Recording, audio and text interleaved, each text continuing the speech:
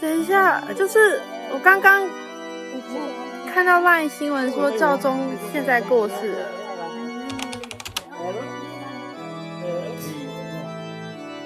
我很惊讶，其实他就直接说 The Pope is dead， 然后把我们赶走。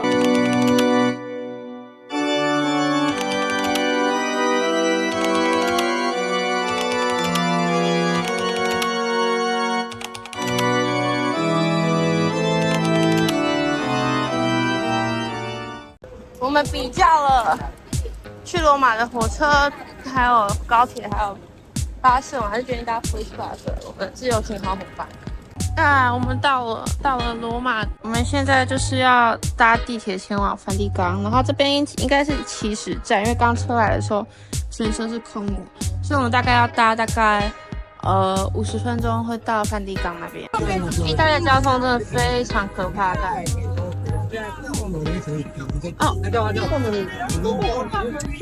我被气到笑，就是整个非常的混乱。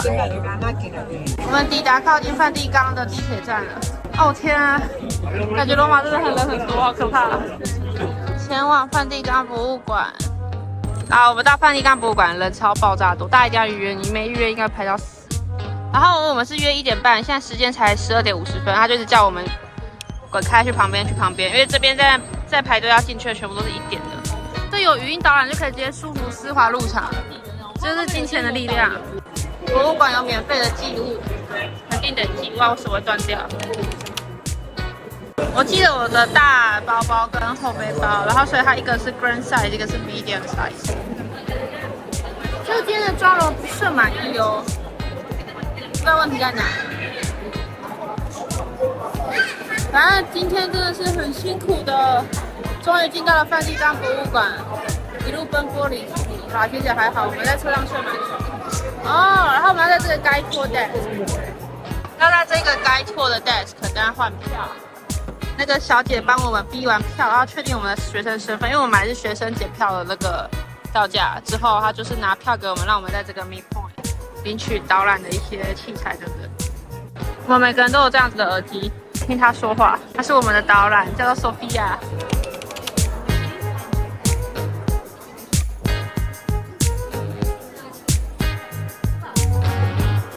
进来梵蒂冈博物馆了。太多了，太密集了吧，好多哦。这个雕像是在讲当时的特洛伊的祭司老孔看他的儿子被海蛇惨死的画面，发挥不备。现在就是这里的人太多，随时随地都可能会挤到后面去。好，应该跟上。好，现在长得怪怪的。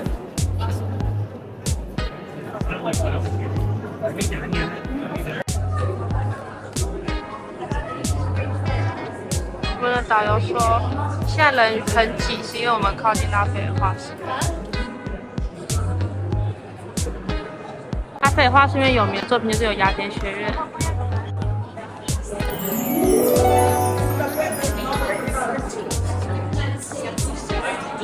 我找到我们导游了。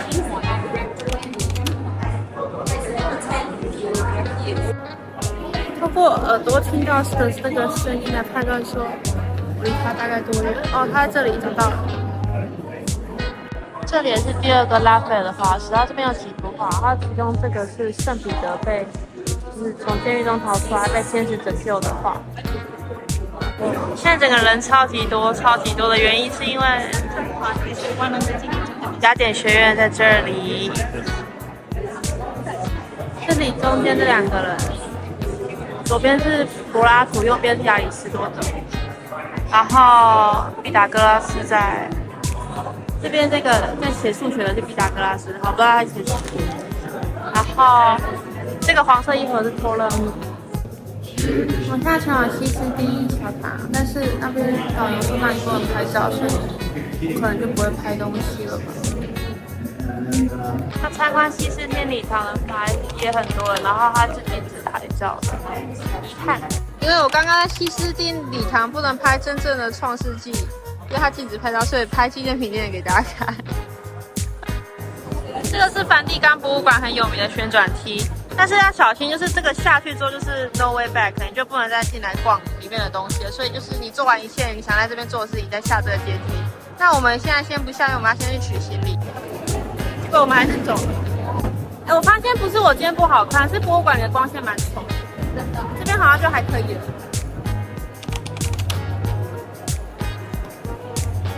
好饿，好饿。取行李，取行李。它跟那个寄行李的口是不一样的口。关于梵蒂冈博物馆的部分，我真的是衷心的建议所有想要去参观的人，大概2个月前以上就可以预约了。能多早预约就多早预约，因为我们是提前1个月预约，然后最便宜的票种已经都没有了。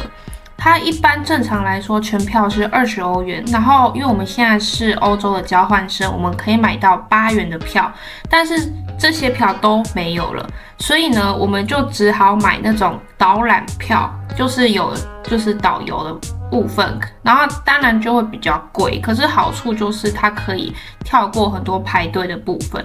但是导览票就是不管是成人还是欧洲学生，全部都比普通的票还要再贵20欧元。所以如果你想要省钱的话，真的是建议你大概2、3个月之前就记得去预约买票。发生了大悲剧，错估了意大利人潮。我感觉我们好像只是在排进城而已，我们并没有在排圣彼得大教堂。进城就这么可怕了 ！Oh my god！ 不然呢？刚我遇到的警卫查行李查的超严，但影评遇到的就比较松。那个警卫刚刚还就是拿起我化妆包里的睫毛夹端详了很久，就想说睫毛夹到底是有什么好可疑的啦？我还以为他是要拿定妆灯雾起来看，要叫你拿睫毛夹，傻眼。安检啊，真的。经过了1层安检之后，来的就是另外1层安检。各位现在看到的场景是批人学到教训。明天是复活节，所以今天中午之后，圣彼得大教堂就关闭，没有让大家进去参观。然后明天也不会有开放，后天也不太确定会不会有开放。做攻略的下场，大家都看起来好沮丧、好疲倦的感觉，连后面那个阿伯也是。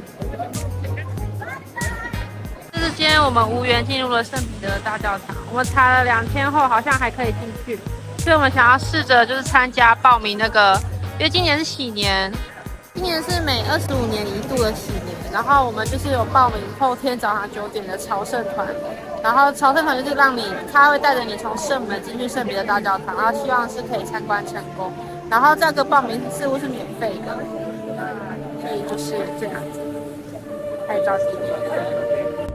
我相信我9年前一定来过这里，因为我记得我们那个时候就是搭巴士，然后横越台波河，然后我还很开心想说梵蒂冈就在附近，但我那时候没有进梵蒂冈。我们现在从旅馆出来，现在8点要重新去吃饭了。我觉得完全可以新的意大利的餐厅。我们也是随便再找一间离 Airbnb 近的，然后它的装潢也是很意大利，然后也不是那种很精美的类型。这看起来像是我们昨天吃的那种海鲜。如果是的话很好吃。你的是什么口味的炖饭？虾子。我自己拍的时候好看。然后这是海鲜面。影评的这个龙虾面，我觉得比我们昨天的划算。它好像量比昨天的少一点点，可是它价格只有14欧而已。我昨天那个如果是纯龙虾面的话是23欧，划算划算。还有我的是鲑鱼面，还有什么白鲑鱼什么广东的，我忘记了，我吃一口看看。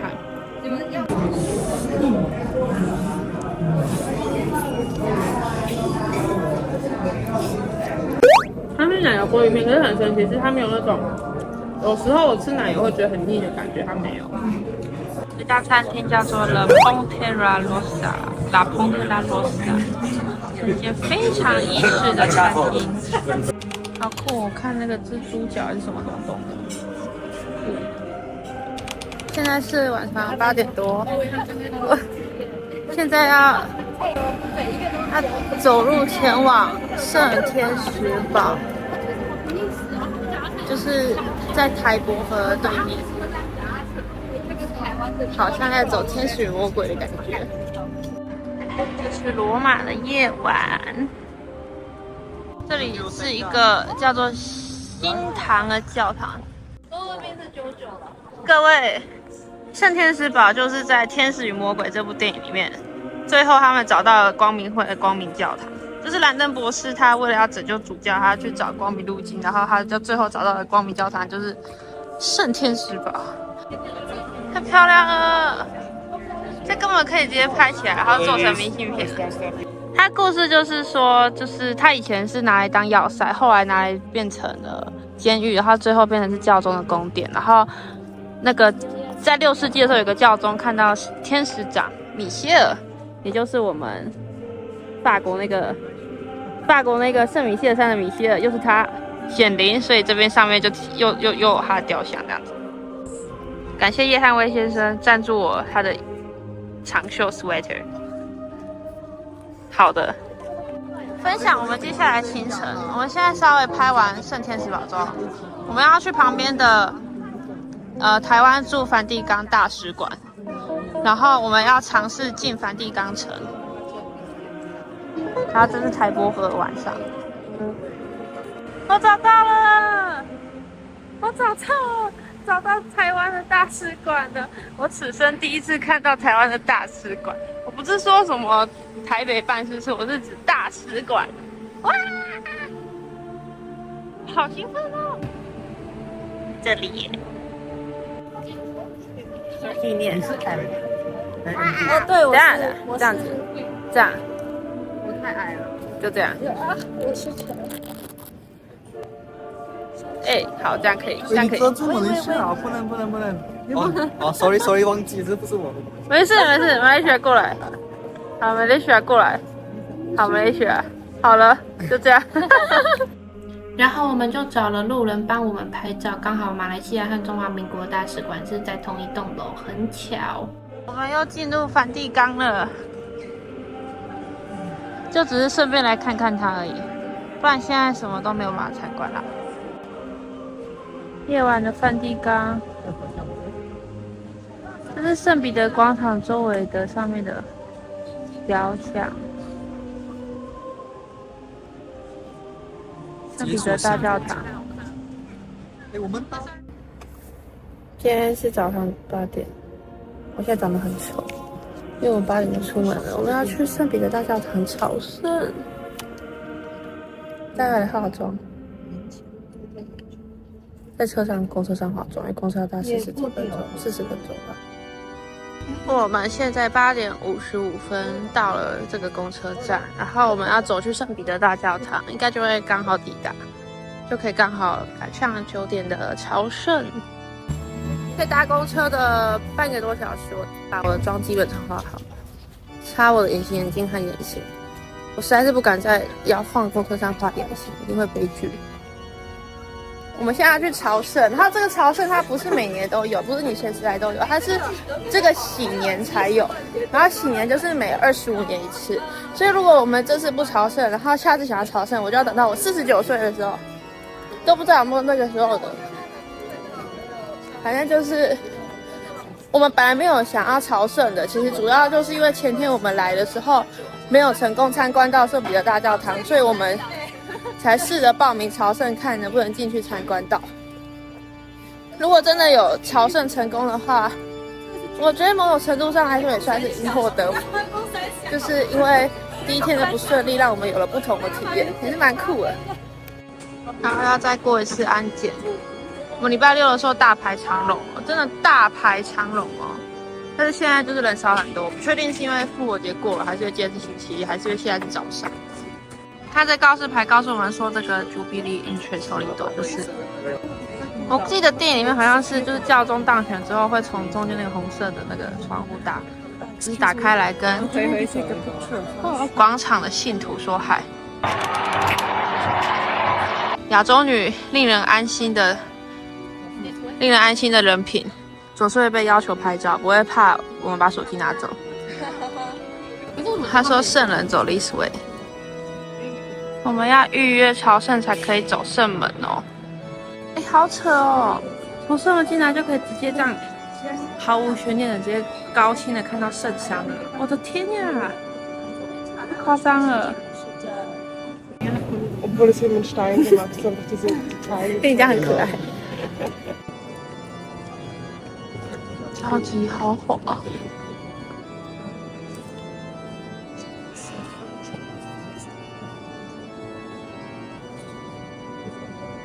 真的不能错过里面参观里面，这真的太屌了。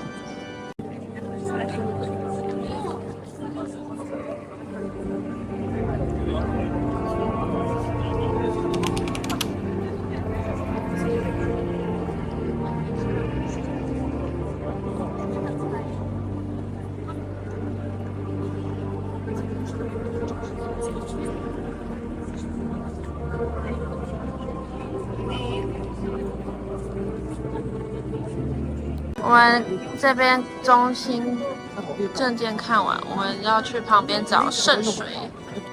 说圣水就是在这里种，可是他们一直在拍照，我不知道怎么种。说进来这边靠近入口处左右会各有一个，因为这是我们昨天平时是在昨天在真理之口那边买的，然后一个才2.5欧，我买2个。然后其实建议大家圣水可以自己先装水进来，然后给神父就是加持过就是圣水了，就不用在这边，因为这边圣水其实领不太到。我们现在就是要排队给神父助导过这个圣水，它现在只是一般的水。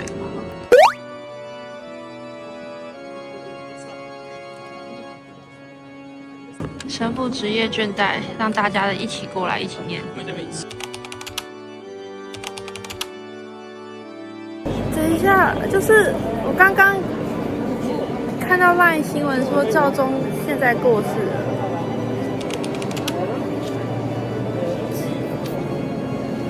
我很惊讶，其实我在1个多月前来意大利之前，我有看到教宗生重病的新闻，然后我有想过说该不会，然后真的发生了。我真的太震惊了，我真的太震惊了！我竟然会在圣彼得大教堂，我人生第一次踏上梵蒂冈，然后教宗在这里过世，然后昨天是复活节，说新闻说教宗昨天还有在圣彼得广场跟大家跟信徒打招呼说复活节快乐，然后他今天就走了，我整个太震惊了。记录一下，我们刚刚在纪念品店的时候，他就把我赶出来，然后我们一个问号，想说我花钱了，我要写啊，他就直接说 The Pope is dead， 然后把我们赶走。哎，陈宇轩，哎，你们已经出来了？没赶出来，他就直接跟我们说 The Pope is dead， 然后叫我们出去。他为什么只赶进纪念品商店里面的人呢？我也在想这件事情，我觉得我太勇。不是进来这边要付钱吗？哎，可是我刚刚在那边等你们，我怎么没看到你们？你们是从那个进去的门口出来？是啊，因为我们被赶出来了。大家还是蛮正常的，在观光啊、拍照。人品大爆发。我们跟坐在圣彼得广场旁边的爷爷，就是我们觉得年纪大的人可能比较有可能有笔，我们就问他说有没有笔，他说有，他就寄给我们，他借给我们。哪一张比较漂亮啊？我想一张写给我，一张写给我老师。Dear me。